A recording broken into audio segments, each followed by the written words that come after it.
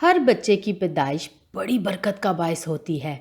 اس ماں باپ کو دیکھیں، وہ بہت زیادہ خوش ہیں کیونکہ خداوند نے انہیں ایک پیارا سا بچہ دیا۔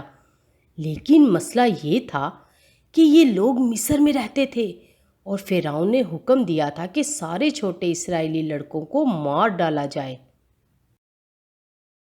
بے شک اس ماں باپ نے فرعون کے حکم پر عمل کرنے کا ارادہ تو نہیں کیا، کیونکہ وہ خداوند سے پیار کرتے اور اس پر بھروسہ رکھتے تھے۔ وہ جانتے تھے کہ خداوند ان کے بچے کی حفاظت کر سکتا ہے۔ جب یہ بچہ روتا تھا تو وہ اسے چپ کرا دیتے، اور جب باہر سے سپاہیوں کے آنے کی آوازیں آتی تھیں تو وہ بچے کو محفوظ جگہ میں چھپا دیتے تھے۔ جوں جوں بچہ بڑا ہوتا گیا تو اس کی آواز بھی زیادہ سنائی دینے لگی۔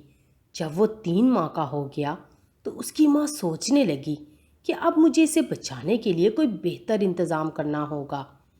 اس لیے اس نے دریا کے کنارے سے بڑے پودوں کی ڈنڈیاں لے کر ان کی ایک خوبصورت ٹوکری بنائی اور اس کے اوپر چکنی مٹی اور رال لگائی تاکہ پانی اس کے اندر نہ آ سکے۔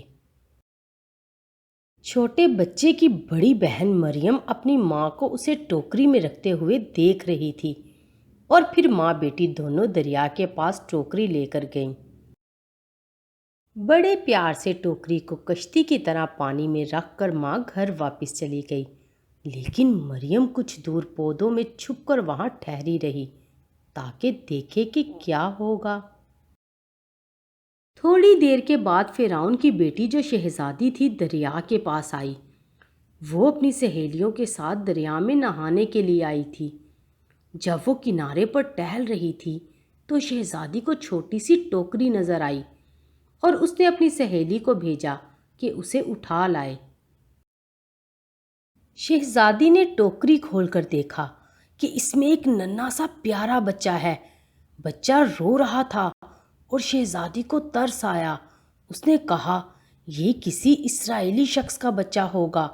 اس کا دل چھوٹے بچے کے لیے پیار سے بھر گیا اور وہ اسے اپنے پاس رکھنا چاہتی تھی، لیکن وہ کیا کرے؟ بچہ رو رہا تھا کیونکہ اسے بھوک لگی تھی، اسے دودھ کی ضرورت تھی۔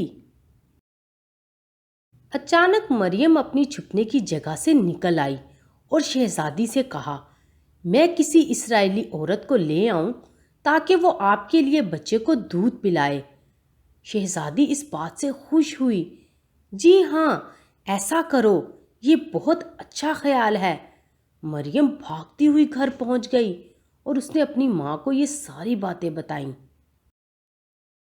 پھر مریم اور اس کی ماں جلدی سے واپس آئیں اور شہزادی نے بچے کو اس کی اپنی ماں کی گود میں دے دیا اور کہا، اس بچے کو لے کر اسے دودھ پلایا کرو اور میرے لیے اس کی دیکھ بھال کرو، میں اس کے بدلے میں تمہیں پیسے دوں گی۔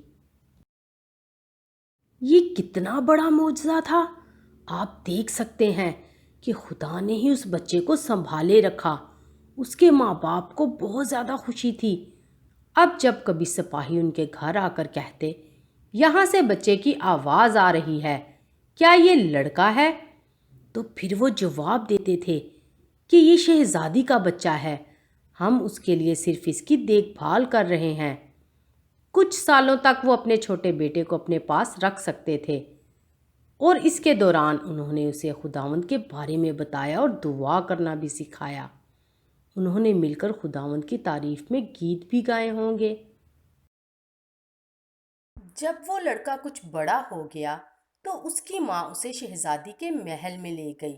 اپنے بیٹے کو وہاں چھوڑ کر اکیلی گھر واپس آنا اس کے لیے کتنا مشکل کام تھا، لیکن وہ جانتی تھی کہ خدا نے اب تک ان کے بچے کو محفوظ رکھا ہے، اور خدا آئندہ بھی ایسا کرنے کی قدرت رکھتا ہے۔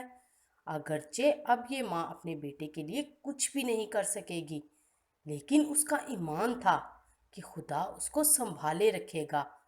تو بھی ایک کام تھا جو وہ گھر میں بیٹھے ہوئے اپنے بیٹے کے لیے کر سکتی تھی، وہ خداوند سے دعا کر سکتی تھی کہ وہ اس کی حفاظت کرے۔ شہزادی نے بچے کو بتایا، میں تمہارا نام موسیٰ رکھوں گی، کیونکہ اس کا مطلب ہے میں نے تمہیں پانی میں سے نکالا۔ اس نے موسیٰ کو بہت اچھی تعلیم دلوائی۔